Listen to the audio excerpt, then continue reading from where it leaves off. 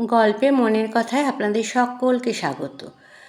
আজকে পাঠ করে শোনাব স্বনামধন্য লেখিকা প্রতিভা বসুর লেখা একটা ছোট বাংলা গল্প।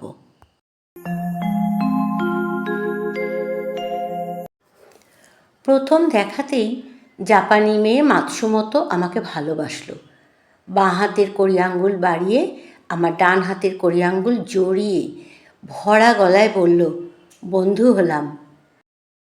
তার এই আবেগের জন্য আমি প্রস্তুত ছিলাম না। অপ্রত্যাশিত আনন্দে উচ্ছ্বসিত হয়ে বললাম, এই বন্ধুতা আমি চিরদিন মনে রাখব।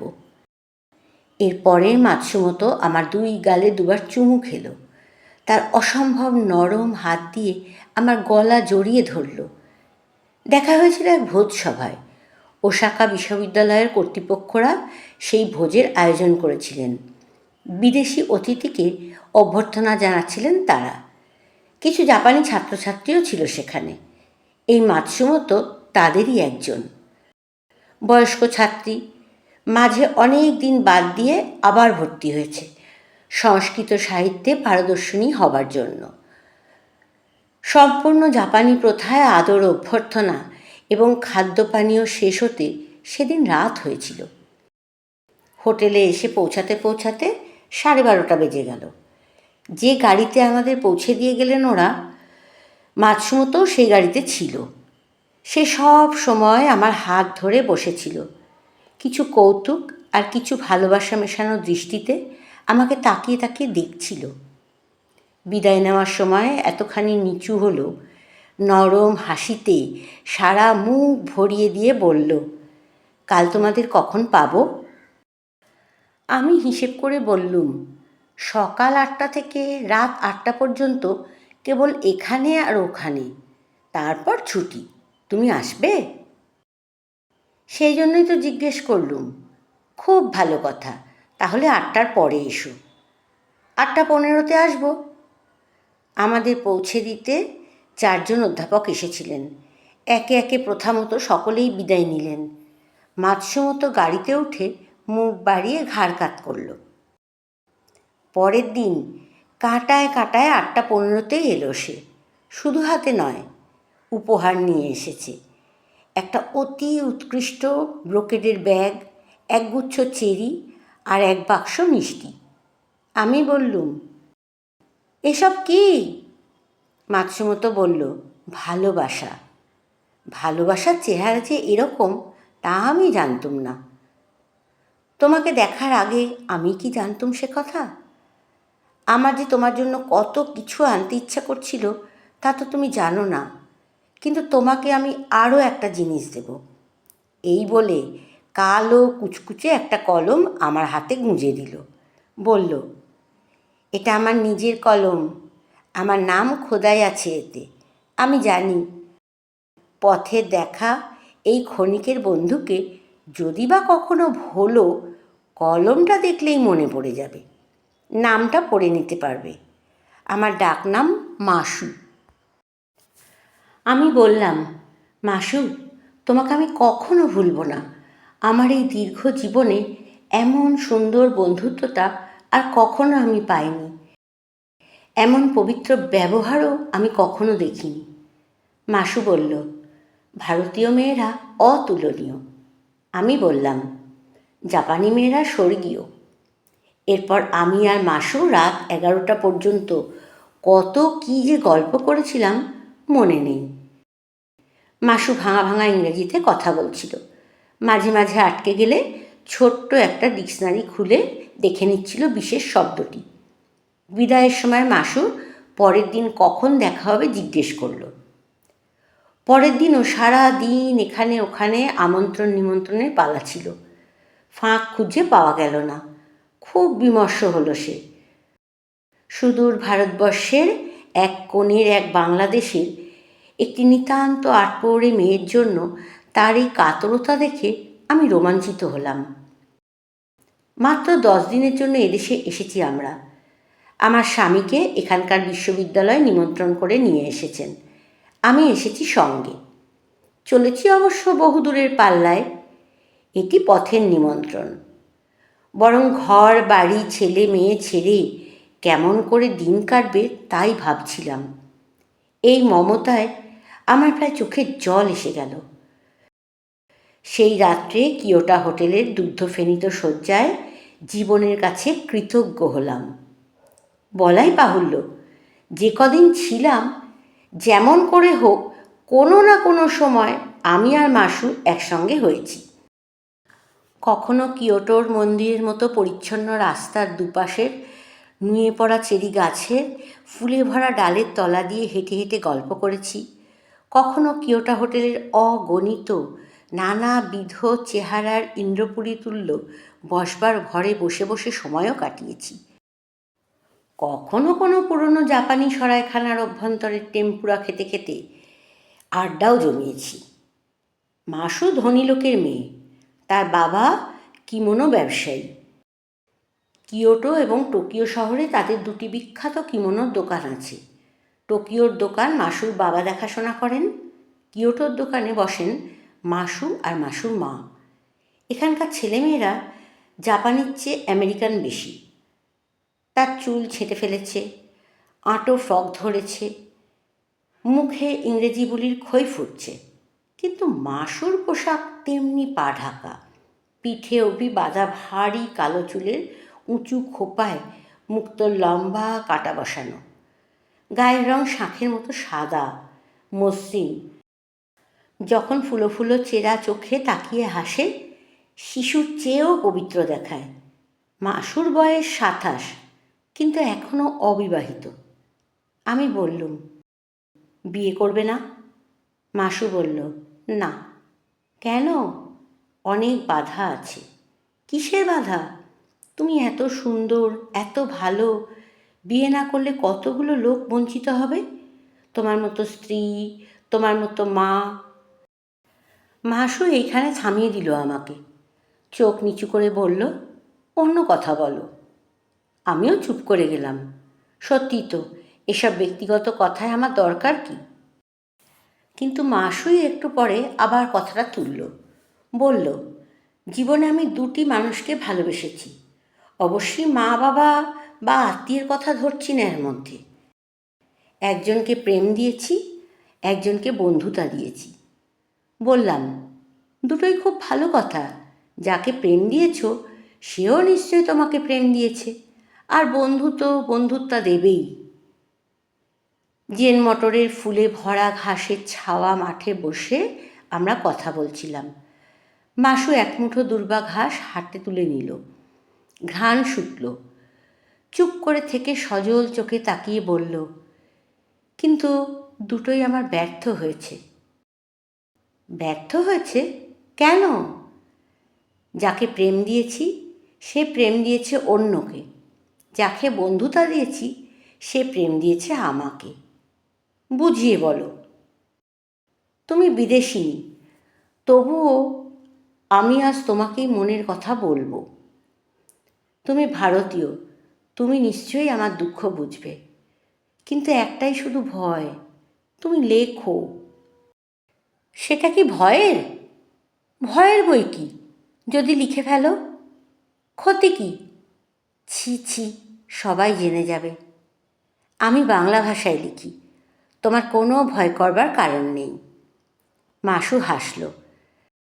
মাসুকে যে দেখেনি তাকে বোঝানো যাবে না সে হাসি কত মধুর।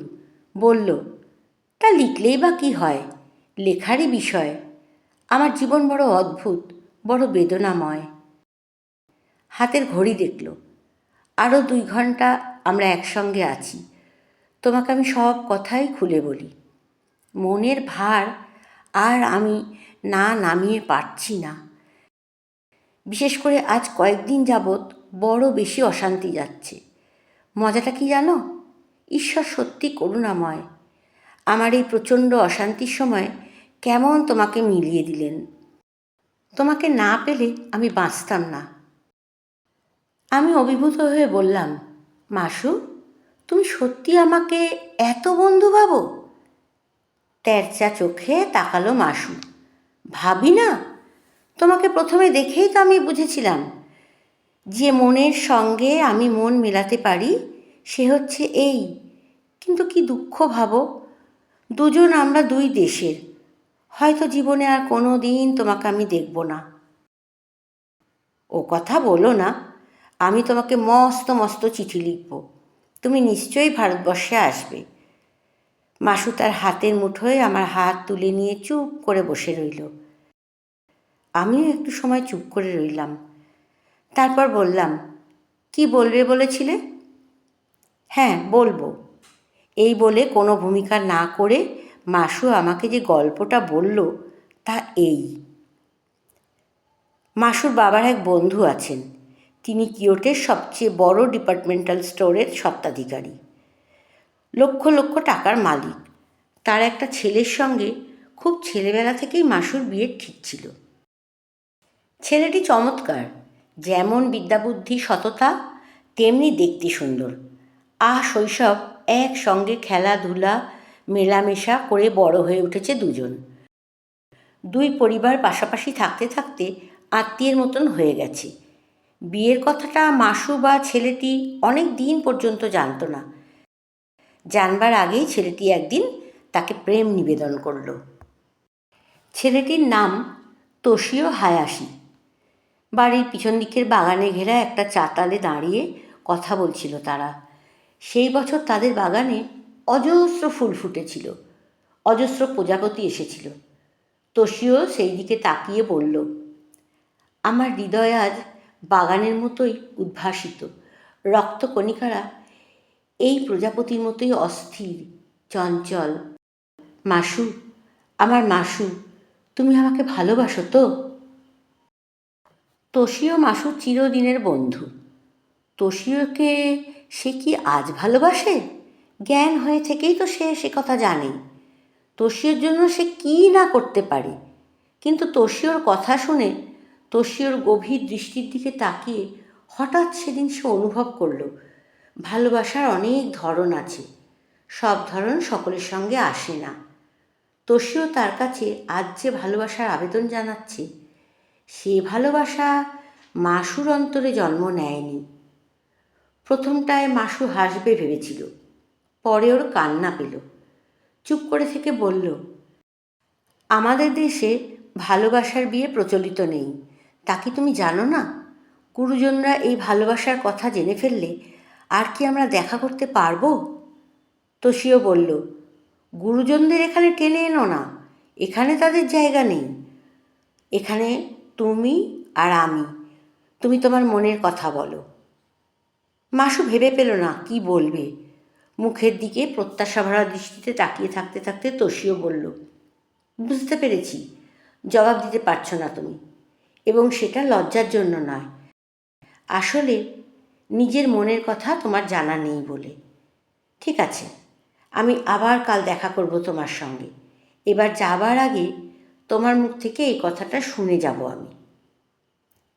তোশিও পড়াশোনা করতো নিউ ইয়র্কে। বড়লোকের ছেলেরা তাই করে এখানে। সেটা তাদের আভিজাত্যের লক্ষণ, তাদের ফ্যাশন।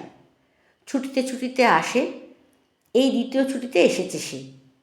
দূরে গিয়েই হৃদয়ের এই ভাবটা উপলব্ধি করতে পেরেছে।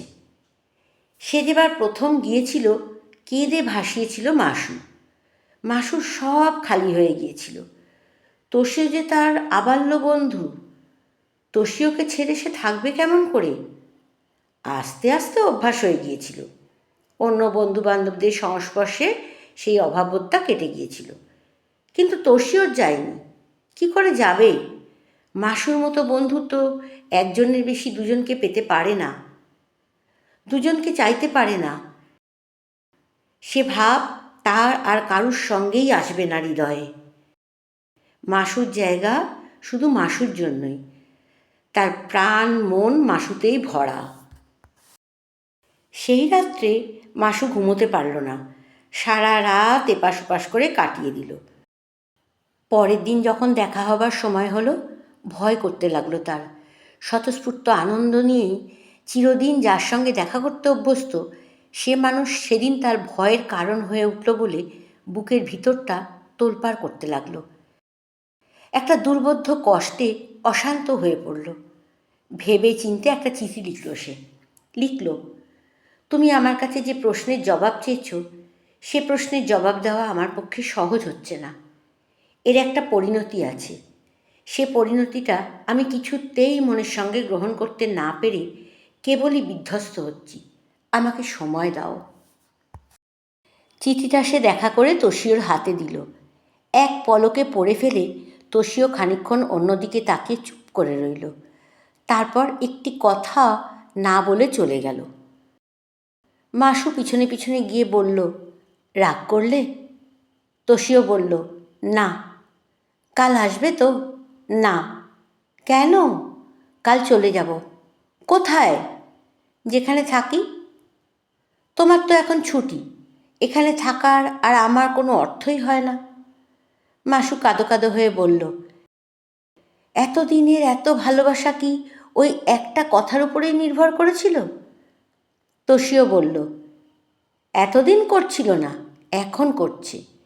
এই বলে দ্রুত পায়ে ঘাস মারিয়ে একবারও ফিরে না তাকিয়ে নিজেদের আপেল বাগিচার মধ্যে ঢুকে গেল। পাশাপাশি কম্পাউন্ডে দাঁড়িয়ে মাসু তাকিয়ে রইল। পরের দিন শোনা গেল বাবা মা কারুর কথা না শুনে তোষিও নিউ ইয়র্কে চলে গেছে। মাসুর বয়স তখন 21। মন্দ বয়স নয়। মাসুর মা বাবা এবার তার বিয়ে দিতে উদ্যোগী হলেন। আর এই প্রথম মাসু জানল তোষিওর সঙ্গেই বিয়ে ঠিক হয়ে আছে তার। সে যে কী বলবে, কি করবে, কিছুই ভেবে ঠিক করতে পারল না। যা সহজ, যা সুন্দর, যা উৎকৃষ্ট সবই মাসুর কাছে উপস্থিত করেছিলেন বিধাতা। মাসুর বিড়ম্বিত ভাগ্য তা গ্রহণ করতে পারল না। তোষিও তার স্বামী হবে, সন্তানের পিতা হবে, তা এই কথাটা ভাবতেই দাঁতে কাঁকর পড়ল তার। তবু বিয়ের আয়োজনে বাধা হলো না। মেয়ের মতামতের কথা কোনো বাপমা ভাবে না এদেশে। মাসুর বাপমাও ভাবলেন না। টেলিগ্রাম পেয়ে তোষিও চলে এলো। এসে সব শুনে গম্ভীর হয়ে জিজ্ঞেস করল, মাসু কি রাজি হয়েছে? তোষিওর বাবা মিস্টার হায়াশি আর মা মিসেস হায়াশি ছেলের কথা শুনে থ হতে হতেও হলেন না। তাদের ছেলে আমেরিকা প্রবাসী, তার মতামত অন্যরকম তো হবেই। তারা ঘুরিয়ে বললেন, তোমার মতো সৎ চরিত্র, বিদ্বান এবং সুপুরুষ স্বামীর জন্য একজন মেয়ের যত প্রার্থনা দরকার, মাসু ঠিক তত প্রার্থনা করেছিল কিনা জানি না, তবে পেয়ে যে সে বর্তে যাবে এ বিষয়ে কোনো সন্দেহ নেই। সুতরাং তার মতামত নিয়ে তোমাকে মাথা ঘামাতে হবে না। এ কথায় তোষিও শান্ত হলো না। বলল, আমি নিজে একবার ওর সঙ্গে কথা বলবো। মিস্টার হায়াশি এবার দৃঢ় হয়ে বললেন, একটু বাড়াবাড়ি হয়ে যাচ্ছে নাকি? তোষিও বলল, জানি না, তবে বিয়ের আগে একবার ওর সঙ্গে আমি দেখা করবই। সেটা নিয়ম নয়। যার সঙ্গে ছেলেবেলা থেকে খেলাধুলা করে বড় হয়ে উঠেছি তার সঙ্গে দেখা করার মধ্যে এত নিয়মের প্রশ্ন থাকতে পারে? সে এখন তোমার বন্ধু নয়, বাল্যসঙ্গীও নয়, ভাবী স্ত্রী। বিয়ের আর 10 দিন বাকি। এই 10 দিন তোমাদের দেখাশোনা বন্ধ। মা বাবার মুখের ওপর কথা বলার অভ্যাস নেই তোষিওর। চুপ করে মাথা নামিয়ে উঠে গেল। কিন্তু সময় সুযোগ বুঝে বাইরে থেকে মাসুর কলেজে ফোন করল। হঠাৎ তোষিওর গলা পেয়ে এত ভালো লাগলো, বিয়ে টিয়ে সব ভুলে ঠিক আগের মতো সরল আবেগে মাসু তাকে সম্ভাষণ করল। তার উপরই রাগ করে 3 মাস আগে চলে গিয়েছিল তোষিও। 3 মাস ধরে প্রতিদিন একবার না একবার তার কথা মাসুর মনে হয়েছে। তার হাসি মনে পড়েছে, তার কথা বলার ভঙ্গি মনে পড়েছে, তার দুষ্টুমি করে খেপানোর কথা মনে পড়েছে, তার সঙ্গটা যে কত মধুর ছিল সে কথা মনে করে মাসুর বিস্বাদ লেগেছে জগৎটা। তোষিওর মতো একজন ভালো বন্ধু সংসারে বিরল। সেই বন্ধুকে হারাবার ব্যথায় সে অতিশয় কাতর হয়েছিল। তোষিও বলল, কেমন আছো? মাসুর ব্যাকুল গলায় বলল, তুমি কেমন আছো? ওপিঠ থেকে একটু হাসল তোষিও।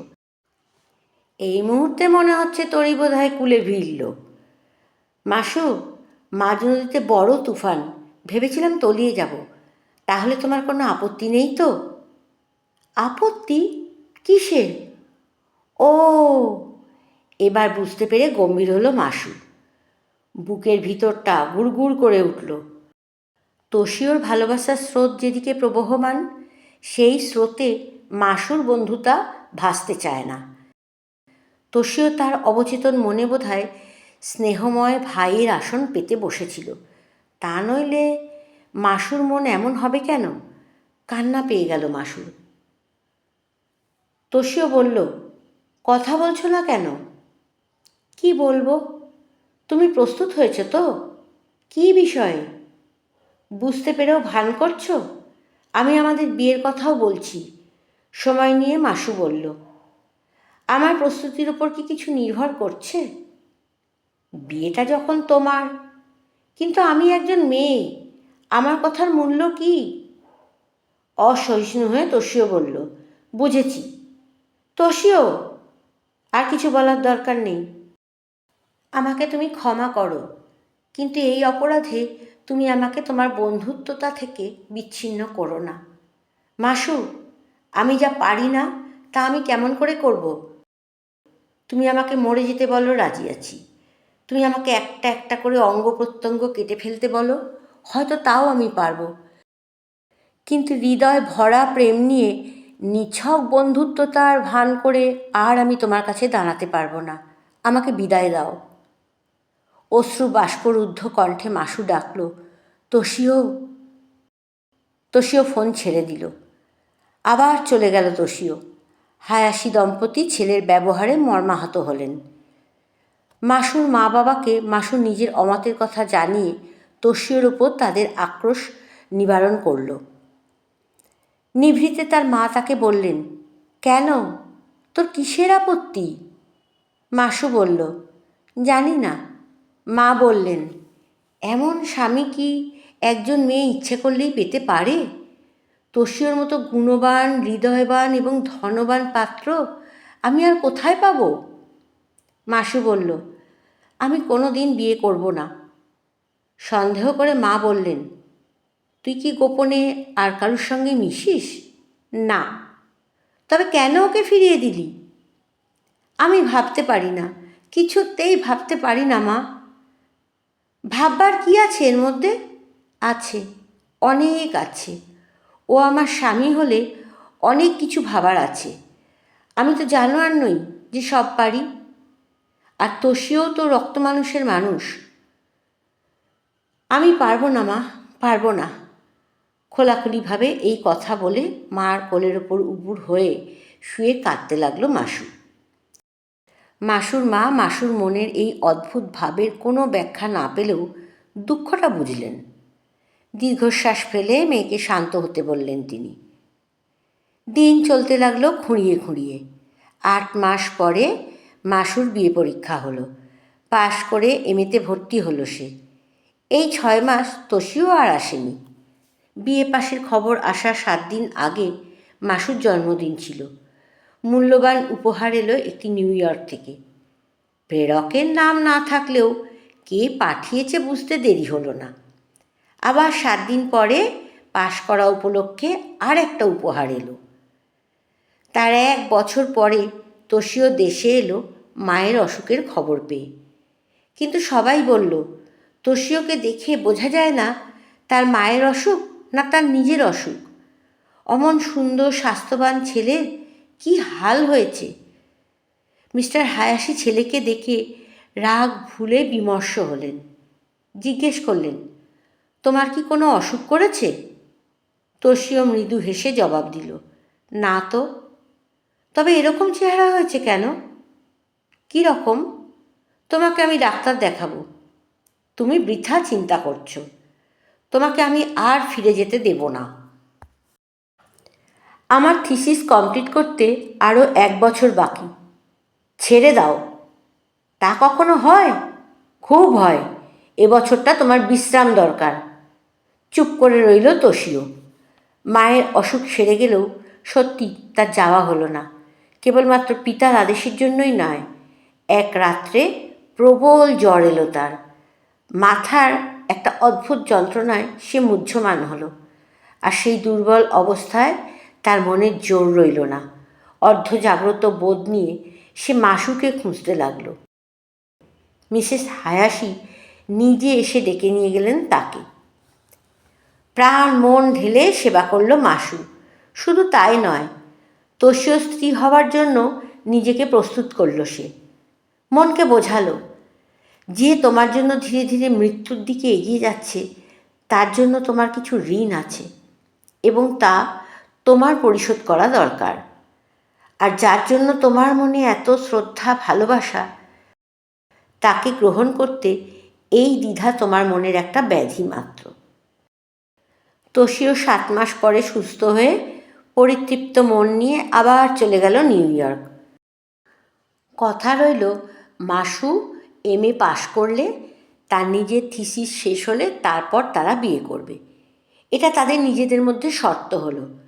বাপ মায়েরা কিছু জানলেন না। কাটল কিছুদিন।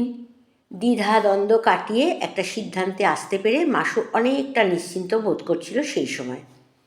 মনে মনে ভেবেছিল, বিয়ে করলেই, প্রেম হলেই এক শারীরিক সূচিটা কেটে গিয়ে শান্তি পাবে সে।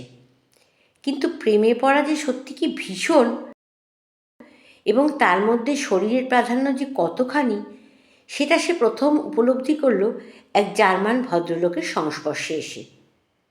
ভদ্রলোক জরুরি সরকারি কাজে কিছুকালের জন্য জাপানে এসেছিলেন।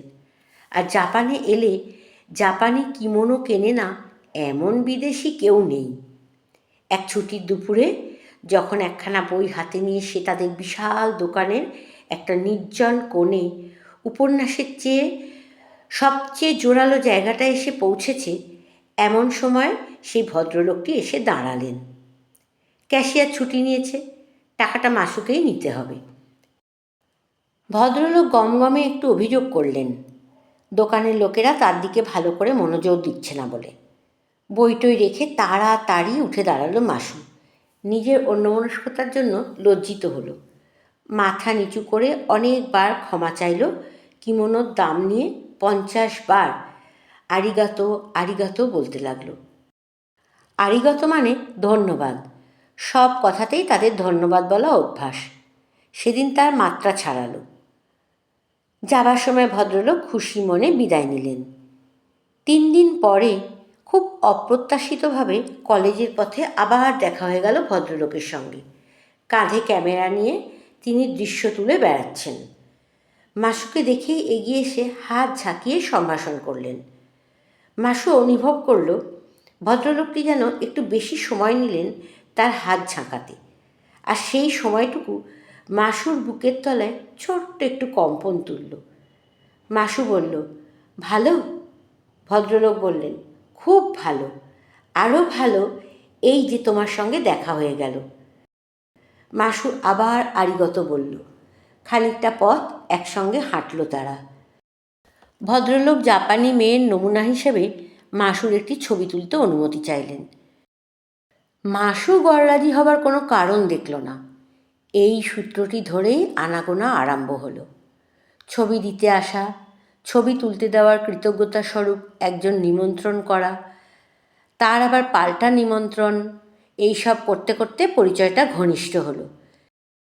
কিছুদিনের মধ্যে দেখা গেল তারা প্রায় নির্ধারিত সময়ে দেখাশোনা করছে।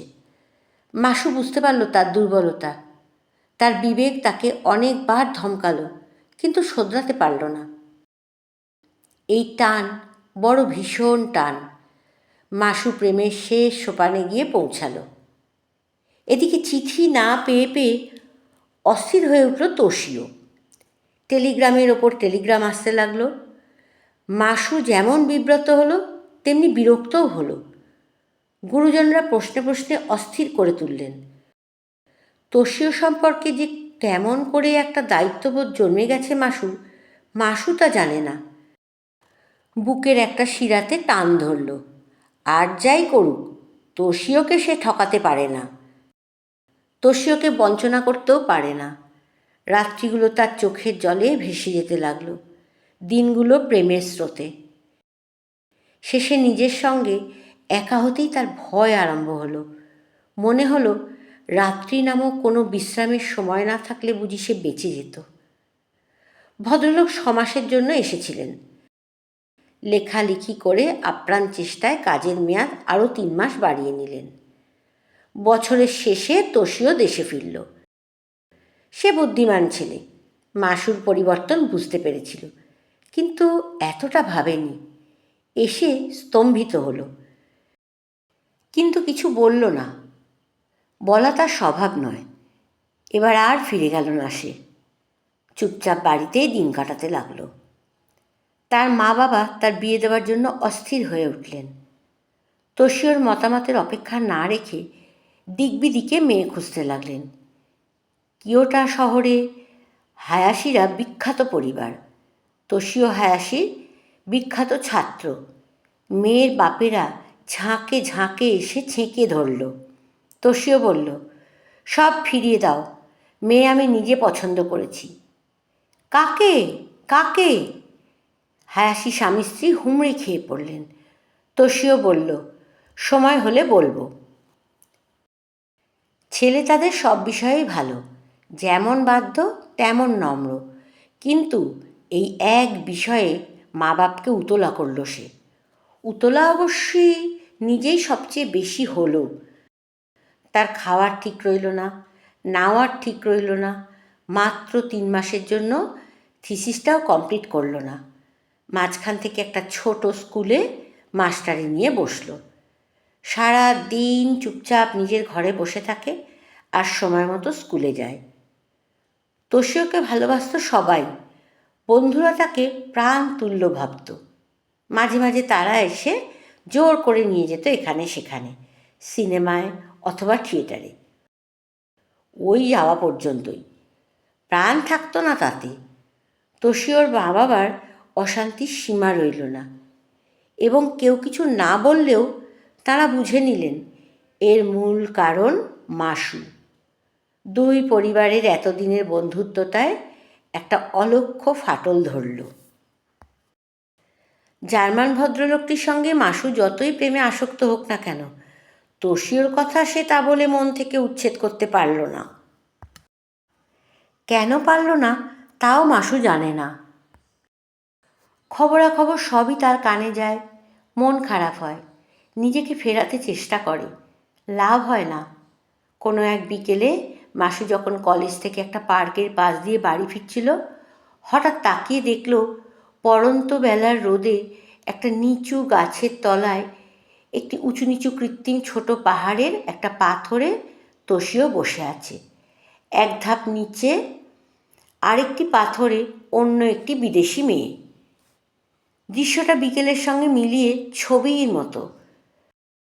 মাসু যেতে যেতে হোঁচট খেল, দাঁড়ালো, শেষে হন হন করে চলে গেল। বাড়ি গিয়ে মনে হলো খিদে নেই। সন্ধেবেলা বেরোতে গিয়ে মনে হলো শরীর খারাপ। নিজের ঘরে ঢুকে বিছানায় শুয়ে মনে হলো মানুষ যাত্রার মতো বিশ্বাসঘাতক আর কেউ না। তোষিওকে সে প্রায় 2 বছর পরে দেখল। সত্যি অনেকটা রোগা হয়েছে। মাথার চুলগুলো অবিন্যস্ত, গালের দাড়িও যথোচিত পরিচ্ছন্নভাবে কামানো নয়। তবু মনে হলো আগের চেয়ে দেখতে যেন অনেকটা বেশি সুন্দর হয়েছে। আর প্রণয়িনীটিকে সামনে নিয়ে মুখের যেরকম আত্মহারা ভাব ছিল, সেরকম ভাব মাসু অন্তত কোনো দিন দেখেনি। পুরুষজাতকে মাসু ধিক্কার দিল, তাদের ভালোবাসার বড়াইয়ের মুখে ছাই দিল। শুধু মাসুই নয়, এরপরে পরিচিতদের মধ্যে আরও অনেকে তোষিওকে নানা জায়গায় ওই মেয়েটির সঙ্গে ঘোরাফেরা করতে দেখল। কিছুদিনের মধ্যে একটা চাপা ফিসফাসও আরম্ভ হলো। শোনা গেল মেয়েটি তোষিওর স্কুলেরই একজন শিক্ষয়িত্রী। সবাই ওয়াকথু করল, বলল শেষে নাকি তোষিও হায়াশি ওই একটা কুৎসিত বিদেশি শিক্ষয়িত্রীর পাল্লায় পড়ে মাথা মোড়ালো। মনে মনে মাসুও ওয়াকথু না করে পারল না। ততদিনে জার্মান ভদ্রলোকটি নিজের দেশে চলে গিয়েছেন। আসলে ভদ্রলোকটি বিবাহিত। মাসুকে দেখার আগে স্ত্রীর সঙ্গে তার কোনো বিরোধ ছিল না, আর মাসুকে দেখার পরে মাসুকে যতটা ভালোবেসেছেন, স্ত্রীর প্রতি বর্তমানে তার চেয়ে অনেক কম আকর্ষণ অনুভব করলেও জীবন থেকে তাকে একেবারে বাদ দেবেন এরকম একটা কথা তিনি ভাবতেই পারেন না। তার উপরে দুটো বাচ্চা আছে, সুতরাং মাসুর বিষয়ে তার যতই দুর্বলতা থাকুক আর বেশি দিন এখানে থাকা তার পক্ষে সম্ভব হলো না। অথচ মাসুকে এভাবে রেখে নিজের দেশে ফিরে যেতে যথেষ্ট কষ্ট হলো তার। মাসুর ভাষায় ভদ্রলোকটি সৎ। মাসুর সঙ্গে পরিচয়ের অনতি পরেই তিনি মাসুকে স্ত্রীর কথা জানিয়েছিলেন। তবুও মাসু ভাসিয়ে দিয়েছিল নিজেকে। জার্মান ভদ্রলোক নিয়মিত চিঠি লিখেছিলেন তাকে। মাসুকে হয়তো তিনি অকারণে একটা অশান্তির মধ্যে ফেললেন এই ভেবে অনুতাপ করছিলেন। মাসু জবাব দিয়েছিল, অনুতাপ করার কোনো কারণ নেই, কেননা মাসুর জীবনে এমন একটা বাধা আছে যার জন্য সেই জার্মান ভদ্রলোক যদি কখনো তার প্রাণীপার্থীও হতেন, মাসু নিজেই তার প্রতিবন্ধক হতো। মাসু শুধু তাকেই না, আরও একজনকে ভালোবাসে। সে ভালোবাসার প্রকৃতিটা যে কী তা অবশ্যই সে জানে না। শুধু এটা জানে, জীবনে তার সুখী হবার অধিকার নেই। এরপরে সেই ভদ্রলোকের চিঠির সুর আস্তে আস্তে অন্যরকম হয়ে আসছিল। তিনি তাকে সেই আর একজন ভালোবাসার পাত্রটিকে বিয়ে করে সুখী হতে উপদেশ দিচ্ছিলেন। মাসুর মনে কিন্তু সেই ভদ্রলোকের সঙ্গে শত স্মৃতি বিজড়িত দিনগুলো তখনও জ্বলজ্বল করছিল। অথচ যে মুহূর্তে তোষিওর সঙ্গে অন্য একটি মেয়েকে যুক্ত হতে দেখল, সব ভুলে গেল। যেন সর্বনাশ হয়ে গেল তার। পরীক্ষার আর বেশি বাকি ছিল না, কিন্তু পরীক্ষা দিল না। অসুস্থতার ভান করে পড়ে রইল বিছানায়। মা বাবার একমাত্র সন্তান সে, তার ওপরে যথেষ্ট বয়স হয়েছে। যত বিরক্তই হন, বিশেষ কিছু বলতেও পারেন না। বাবা তো মোটামুটি টোকিওতেই থাকেন, তবে বেশি দেখেন না, বোঝেনও না। যত যন্ত্রণা মার। এই করে করে আরও 6 মাস গেল। তারপর একদিন শোনা গেল তোষিও বিয়ে করছে। যেদিন খবরটা কানে পৌঁছালো, কাঁদতে কাঁদতে চোখ ফুলিয়ে ফেলল মাসু। মাসুর মা রেগে গিয়ে বললেন, আর যদি তুমি বাড়াবাড়ি করো, আমি কালই তোমার বাবাকে আসতে টেলিগ্রাম করব। তিনি এসে তোমাকে টোকিওতে নিয়ে যাবেন। আমি কিছুতেই তোমাকে আর এখানে রাখব না। মা মনে মনে রাগারাগি করতে লাগলেন। মাসুর মনে কাঁদতে লাগলো। শেষে একদিন নির্জনে তোষিওকে ফোন করল সে। হ্যালো, আমি মাসু বলতে গলা কাঁপল তার। মাসু? অপিটের গলাও অকম্পিত শোনা গেল না। মাসু বলল, আমার অভিনন্দন। তোষিও বলল, আরিগাতো। আশা করি খুব সুখে আছো। হয়তো।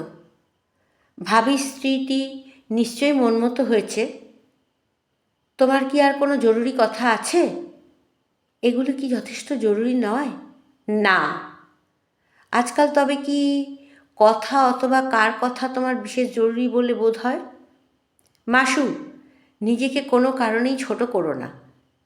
এখন তো আমাকে তোমার ছোটই মনে হবে। কিছু মনে করো না, আমার ঘুম পেয়েছে, আমি ফোন ছেড়ে দিচ্ছি। রেগে অস্থির হয়ে মাসু নিজেই ফোন রেখে দিল। কিন্তু সেই রাগ তাকে আরও উত্তেজিত করল। খানিকক্ষণ বিছানায় ছটফট করে সে আবার টেলিফোন তুলল। এই তোমার মুখেই আমি অনেক বড় বড় কথা শুনেছিলাম। আমাকে তুমি যত অভদ্র ভাবো, হয়তো আমি ততটা নই। বড়াই করা আমার স্বভাব নয়। কেবল চুলদাড়ি রেখে ময়লা জামাকাপড় পরে পরীক্ষা না দিয়ে বিরহের বিজ্ঞাপন আঁটো, এই তো? তোষিও অভদ্র নয়, সেটা তো নিশ্চয়ই। মাসুও যে অভদ্র এমন কথা মাসু কখনো ভাবেনি। কিন্তু কী যে তার মনের ভাব তোষিও সম্পর্কে, তা সে এখনও এত বছর পরেও বুঝতে পারে না। সেই সময়ে তার যেন কোনো জ্ঞানগম্যি ছিল না। ভদ্রতা অভদ্রতার কোনো প্রশ্নই উঠল না মনে। তোষিও তার, একান্ত তার। সেই দাবিতে যদি কেউ প্রতিবন্ধক হয়, যে কোনো উপায়ে উচ্ছেদ করতেই হবে তাকে। কিন্তু সব বিষয়েই তোষিও যথেষ্ট সংযত শান্ত। মাসু যখন তার চোখের সামনে অন্যের সঙ্গে নির্লজ্জের মতন প্রেম করে বেরিয়েছে, কই তখন তো তোষিও এমন করেনি। নিজের মনের দৈন্য দেখে লজ্জিত হওয়া উচিত ছিল মাসুর, কিন্তু হলো না। তোষিওর জবাব শোনার জন্য শক্ত হাতে ফোন ধরে রইল। একটু দেরি করে যেন বেদনায় বিদীর্ণ হয়ে তোষিওর গলা ভেসে এলো, তুমি বড় নিষ্ঠুর। আর তুমি হতে পারলে ভালো হতো। তোমার নিজের ধারণায় তুমি যত বড় তত বড় তুমি নও। আমার ক্লান্ত লাগছে, আমাকে দয়া করো একটু, ফোনটা তুমি ছেড়ে দাও। তাই দিচ্ছি, কিন্তু তার আগে শুধু একটা কথা জানিয়ে দিই, তোমার মতো বিশ্বাসঘাতক দুনিয়ায় দুটি নেই। ঘটাং করে ফোন রেখে দিয়ে বিছনায় শুয়ে চোখের তপ্ত জলে বালিশ ভেজাতে লাগলো মাসু। 23 বছরের মাসু 13 বছরের বালিকার চেয়েও অবুঝ হয়ে গেল। খুব আশ্চর্য। পরের দিন ব্রেকফাস্ট করে মা যখন দোকানে বসতে গেলেন আর তাকে যখন গৃহকর্মের জন্য উঠতেই হলো, মন খারাপ করে বাগানে গিয়ে দাঁড়াতেই দেখল তোষিও তাদের লতাঘেরা বাঁশের গেটটি খুলে ভিতরে এলো। দেখিনি ভাব ধরে অন্যদিকে তাকিয়েছিল মাসু। তোষিও বলল, আমাকে ডেকেছ? মুখ ফিরিয়ে একবার তাকিয়েই মাসু চোখ সরিয়ে বলল, না। তবে যে তোমার মা আমাকে আসতে বললেন। ও, মা বলেছেন তাই এসেছ, নিজে থেকে আসনি? হেসে ফেলল তোষিও। মাসু বলল, খুব আনন্দ হয়েছে না? হাসি আর চাপতে পারছ না। আনন্দই বটে, কিন্তু কি হয়েছে তোমার? শুনলাম কান্নাকাটি করছো, খাচ্ছ না, কেন? মিস্টার কেলনার কি চিঠিপত্র লিখছেন না অনেক দিন? তোষিওর মুখে মিস্টার কেলনারের নাম উচ্চারণ হতে শুনে চমকে উঠল মাসু। তার মুখ লাল হয়ে উঠল। এরকম নামধাম সবই তোষিওর জানা আছে, সে কথাটা জানতো না সে। মুখে তার কথা ফুটল না। তোষিও বলল, তোমার মার একটা ভুল ধারণা হয়েছে, এসব কান্নাকাটির মধ্যে আমার হয়তো একটা পার্ট আছে।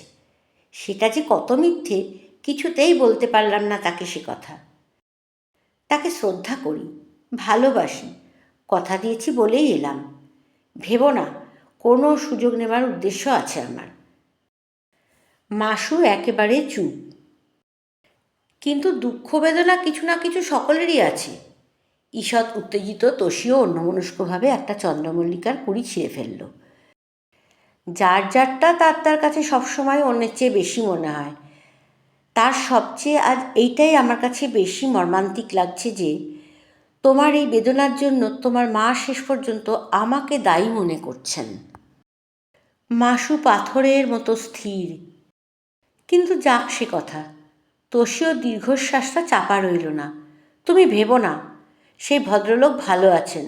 আমাদের স্কুলে আমার এক বিদেশিনী বন্ধু আছেন, তিনি জাতিতে আমেরিকান।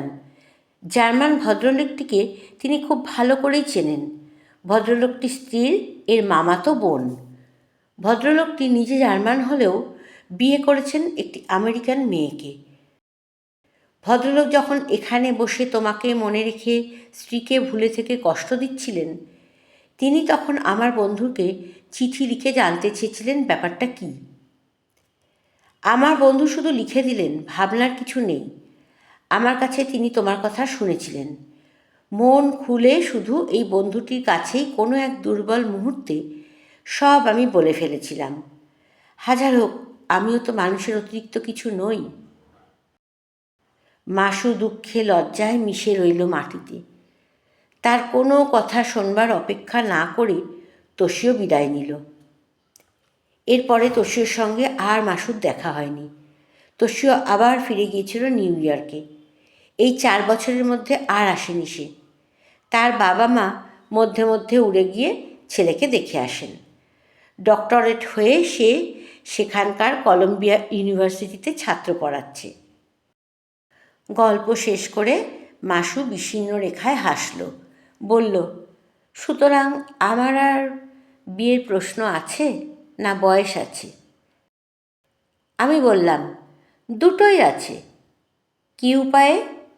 হাতের মুঠোয় চাপ দিয়ে কথায় ঠাট্টার সুর আনল মাসু। বললাম, সম্বন্ধ করে। পাত্র হবেন তোশিও হায়াশি, কন্যা আমাদের মাতসুমোতো।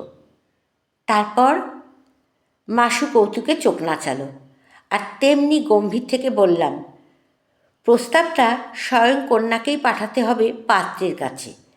পাত্র গ্রহণ করলে আনুষ্ঠানিকভাবে মা বাবারা বিয়ে দেবেন, এবং সেই বিয়ের দিন তারা পরস্পরকে দেখবে, তার আগে নয়। আর পাত্র যদি রাজি না হয়, মনে হচ্ছে সেটার সম্ভাবনার পরপারে। এত বিশ্বাস? নিজের মনকে জিজ্ঞেস করে দেখো না। মাতসুমোতো অর্থপূর্ণভাবে হেসে উঠে দাঁড়ালো, বলল, গাড়ি এসে গেছে, চলো। পরের দিন সকাল 10টায় কিয়োটো শহর ছেড়েছিলাম।